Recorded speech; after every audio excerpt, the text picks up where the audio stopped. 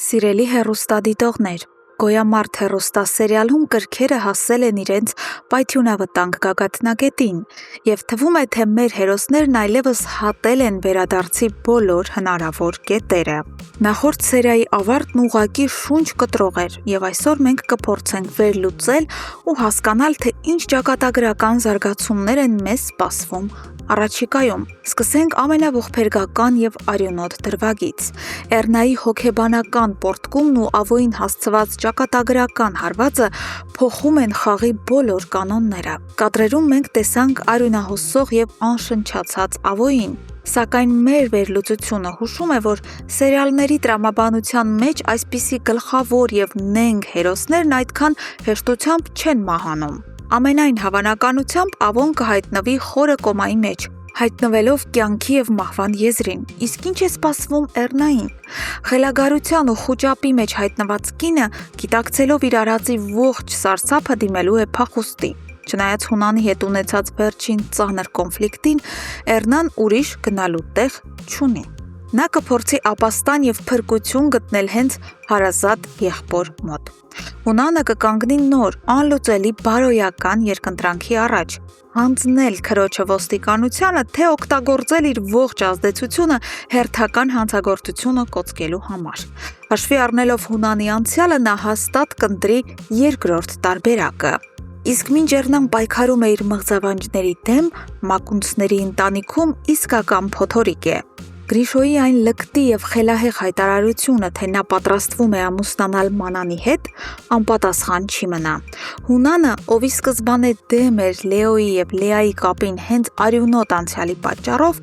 հաստատ չի հանդուրժի, որ իր որդին կյանքը կապի իր իսկ կողմից սպանված մարդու դստեր հետ։ Մենք կանխատեսում ենք հայր և որդի աննախադեպ կոշտ բախում։ Հունանը կարող է անգամ սպառնալ Գրիշոյին, զրկել ժառանգությունից կամ տնից վռնդել, բայց խնդիրն այն է, որ Գրիշոն այլևս անկառավարելի է։ Նրա հիվանդագին սերը Մանանի հանդեպ կարող է դրդել նրան նոր, շատ ավելի վտանգավոր քայլերի, ընդհուպ մինչև Մանանի եղբայրների՝ Լեոյի և Դավիթի հետ բացահայտ զինված կոնֆլիկտի։ Զուգահեռաբար Լեան ու Լեոն, օգտվելով այս համատարած խառնաշփոթից, փորձում են վայելել իրենց գաղտնի հաշտությունն ու վերականգնված սերը, բայց նրանց երջանկությունը կանգնած է փխրուն սառույցի վրա։ Արամը, ով Հունանից հստակ հրահանգ է ստացել աչքի լույսի պես հսկել Լեային և հեռու պահել Լեոյից, շատ շուտով կբացահայտի նրանց գաղտնիքը։